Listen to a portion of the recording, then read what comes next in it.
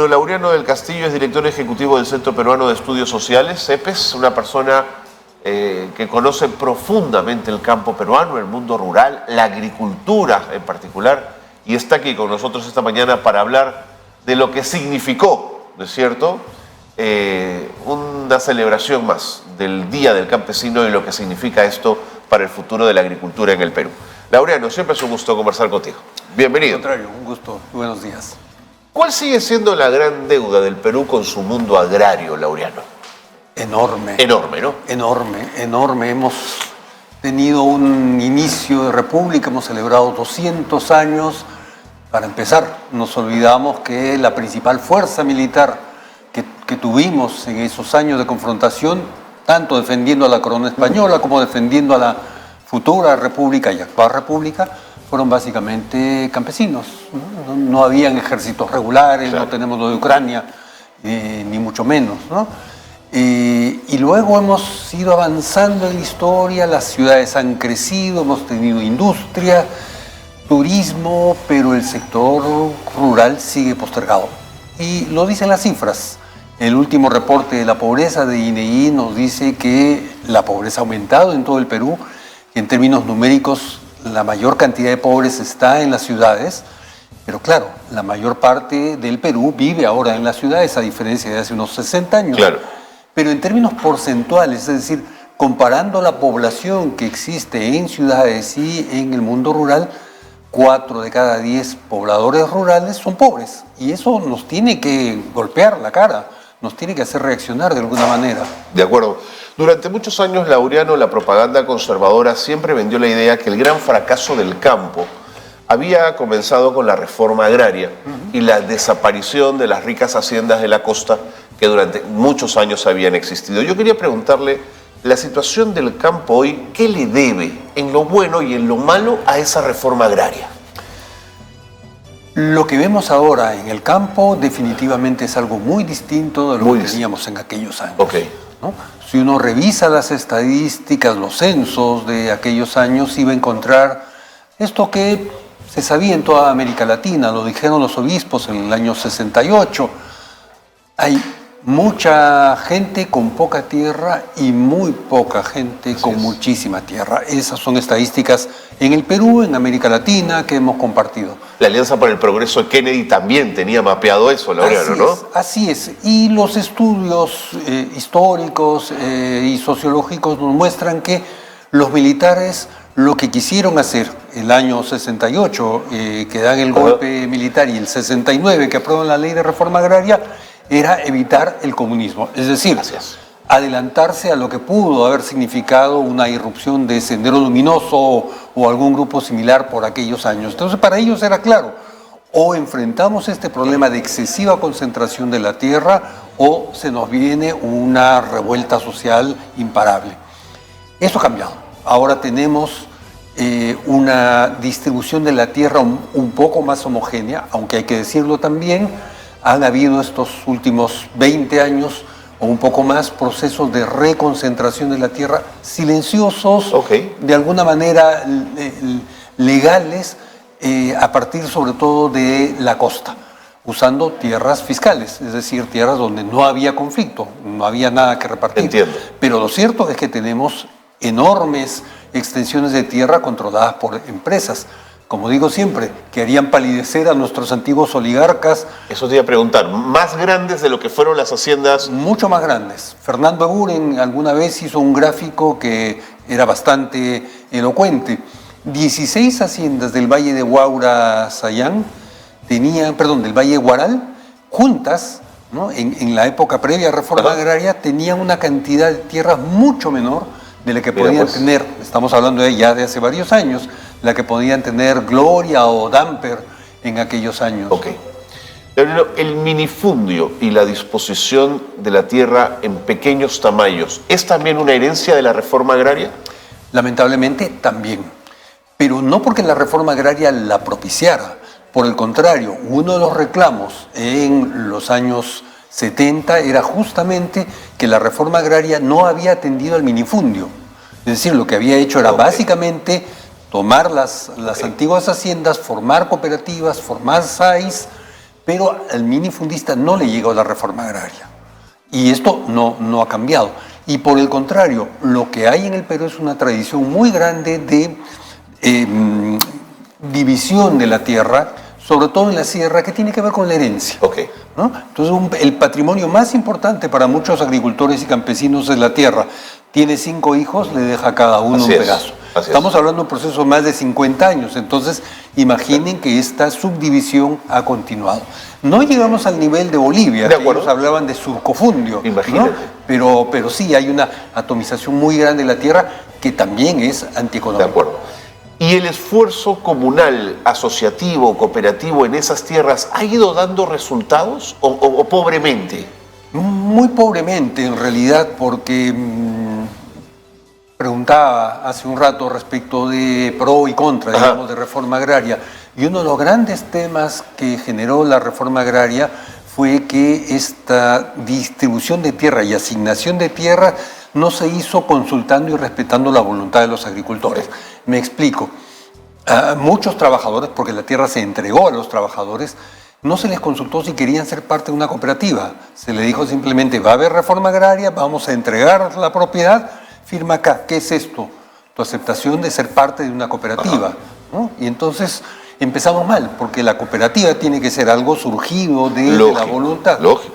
Eso explica la crisis, entre otros factores, la crisis de las cooperativas a finales ya de los años 70, inicios de 80, que es lo que encuentra Belaúnde en su segundo gobierno. ¿No? Y entonces eso da pie a lo que se llamó la parcelación de las alrededor de 700 cooperativas, sobre todo en la costa. Y el proceso ha seguido. Ahora, ¿por qué no se avanza?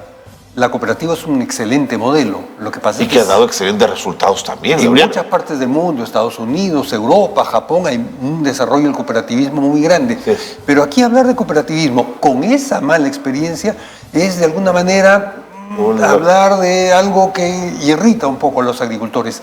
Pero son por lo menos 15 años que vengo leyendo en la normativa impulso de promover la asociatividad. Es poco lo que se ha hecho. Es poco lo que y no hay una forma adecuada tampoco para los agricultores, atractiva para los agricultores. De acuerdo.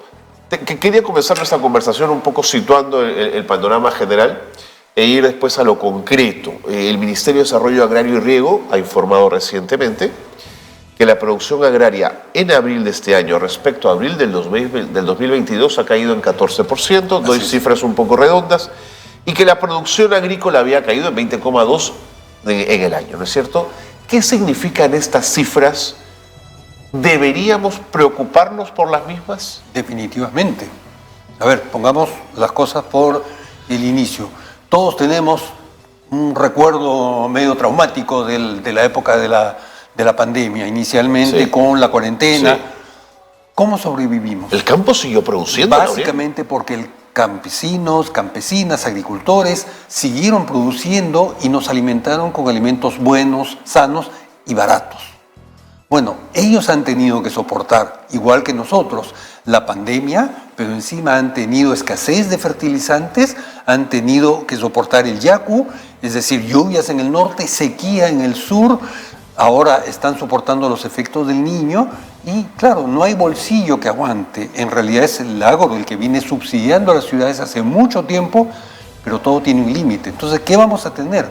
Menor producción, porque hay más de 50.000 hectáreas afectadas por las lluvias en el norte. Al sur seguimos teniendo sequía, se nos viene el Niño global.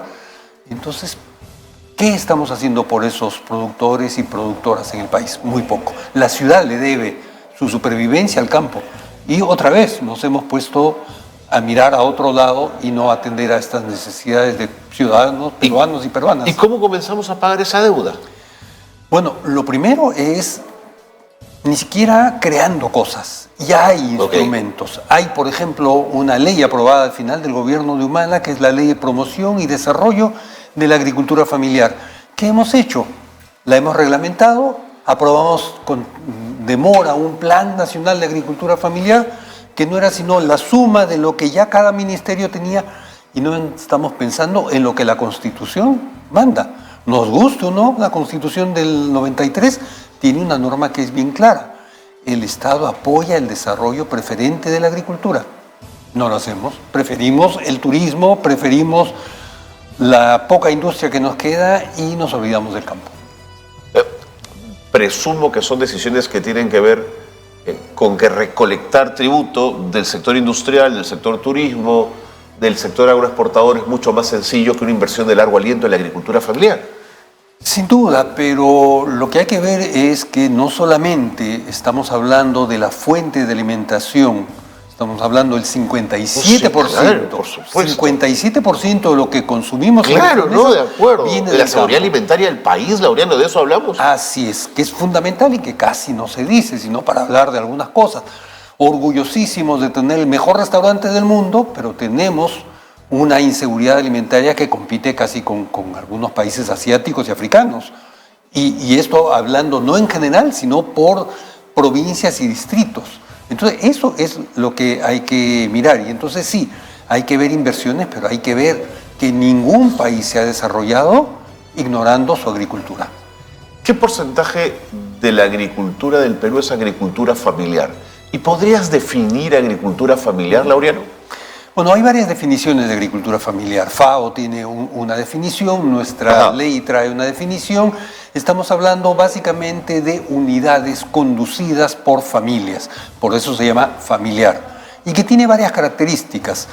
Una de ellas es la escasez de recursos, poca tierra, poca disponibilidad de agua, pero sobre todo que es la familia quien trabaja, quien conduce, que eventualmente puede tener algunas personas que ayudan, por ejemplo en la cosecha, ¿no? Pero que es básicamente la familia. A diferencia de una empresa o un agricultor, un pequeño empresario, que claro, él conduce, digamos, gerencia la empresa, pero que el trabajo reposa en otros, ¿no? Y el porcentaje que tenemos son cifras oficiales, 97% de las unidades agropecuarias, digamos, de las chacras del país, chacras, haciendas, empresas, el 97% son agricultura familiar. Y lo que se produce en esta chacra es entregado a un intermediario que compra la cosecha. Normalmente hay una parte, como sabemos, que queda para el autoconsumo en todos los casos, y lo que se comercia normalmente se entrega a comerciantes. Es uno de los grandes cuellos de botella. Así es, toda la vida lo escuché, Laureano, ¿no es cierto? Que el intermediario era el que subía el precio, además del alimento. Sí. Y el que malbarateaba el precio al campesino, por supuesto. Sí, pero hay que reconocer también que no es tan el demonio y los Lo ángeles. necesitas también. Se necesita, efectivamente, más aún en un país donde se ha urbanizado tanto. Llegar del campo a los mercados locales supone una serie de pasos, desde la selección y, digamos, lo más grueso, el transporte, pero luego la distribución. Eso supone costos e inversiones. Pero claro, la diferencia es muy grande, ¿no? Y entonces tenemos esta cifra que por papa se pagan 30 céntimos, 40 céntimos, y aquí la compramos en 3, 4, 6 o más soles cuando hubo escasez. Entonces, sí, algo hay que hacer. Y en el gobierno anterior escuchamos hablar de la chacra La Olla. Sí. No es invento, no fue invento de este gobierno. Claro. Lo intentaron hacer los militares, pero hay también mafias, ¿no? Hay que decirlo con toda claridad. Hay mafias que hay que enfrentar, ¿no? Si queremos romper, hay que poner una alternativa. Pero qué paradoja de campo es la que nos muestras, Laureano, porque mientras tanto, todos los gobiernos en general dicen el milagro de la palta peruana, primeros en el mundo, ¿no? El arándano, el gran fenómeno, y claro, uno se siente muy orgulloso escuchando cosas como esa, pero ese es el mundo agroexportador que tiene esta paradoja con el otro mundo del campo, Laureano. Así es. Y la paradoja, diría yo, es que ese milagro, como le han llamado, se sustenta en las posibilidades que han tenido 2.200 empresas aproximadamente, cifras de hace unos pocos años, contra 2.260.000 unidades agropecuarias. ¿Y cómo lo lograron? Porque desde los 90 hay beneficios tributarios. Totalmente de acuerdo. Rebaja del impuesto a la renta a la mitad. Totalmente. Para empezar, facilidades para el IGB, para la reinversión, etcétera. Promoción del mismo Estado para hacer esto. Entonces, como me dijo un amigo en el extranjero una vez, bueno, así cualquiera es competitivo, ¿no? Cualquiera compite con esas ventajas. Claro. Entonces, no hay que quitarle eso, sino hay que estimular al otro. Claro. Ahora, al resto, los otros, la mayoría, ¿qué le damos a eso? Que no sean gotitas, que no sean pequeños apoyos, o como se viene haciendo desde el Estado, Agroidea. ¿A qué porcentaje de ese 2.200.000 unidades agropecuarias llegamos? Sí, pues. Ese es el gran desafío. Correcto. ¿Cómo masificamos eso? Y para cerrarle, Laureano, que el tiempo me gana, en la discusión en el mundo agrario, ¿cuán importante está siendo hablar del agua y de lo que se nos viene, ¿no? Importantísimo, porque lo hemos conversado en otras veces, tenemos en el Perú mucha agua, pero está mal distribuida geográficamente, temporalmente y en términos de las formas en que lo aprovechamos. Donde más gente tenemos en la costa es donde menos agua tenemos. Donde más agua tenemos es donde menos gente tenemos, la Amazonía. Y en el medio tenemos la mayor cantidad de productores minifundistas que riegan, sobre todo cuando hay lluvia. Si no hay lluvia, no se riega el campo. Si no hay lluvia, esa agricultura de secano, que es la mayoritaria en la sierra y parte de la selva, no hay producción. Podemos producir sin tierra, pero sin agua no podemos. Claro, porque es una dependencia muy azarosa. El año que llueve va bien, el año que no llueve todo se reventó. Así es. Y si llueve mucho, también se afecta. Por supuesto. Laureano, siempre es un gusto conversar contigo. Creo que es la primera vez que conversamos, además en estudio. Vente cuando quieras a conversar, esta es tu casa. Muchas gracias. Laureano del Castillo, director ejecutivo del Centro Peruano de Estudio Social CEPES, ha estado con nosotros, una de las personas que más sabe del mundo agrario en el marco del Día del Campesino. Cómo no íbamos a ocuparnos también de este tema.